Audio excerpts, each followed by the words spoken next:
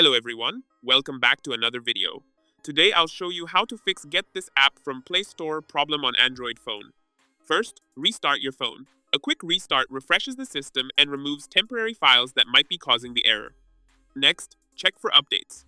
Open the Play Store, tap your profile icon, go to Manage Apps and Device, and look under Updates Available. If the app showing the error appears there, update it. Also, make sure Google Play Store and Google Play Services are up to date, as both are required for proper app verification. If the problem continues, clear the cache and data. Go to Settings is greater than Apps. Find the app showing the error, tap Storage, then select Clear Cache and Clear Data.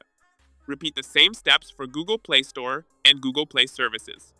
Keep in mind that clearing data may log you out, so ensure you remember your account details. After completing these steps, restart your phone and check if the issue is fixed. If the app was installed from outside the Play Store, uninstall it completely and reinstall it directly from the Play Store. This ensures the app is correctly linked to your Google account and verified by Play Protect. If you found this video helpful, don't forget to like and subscribe. Thanks for watching!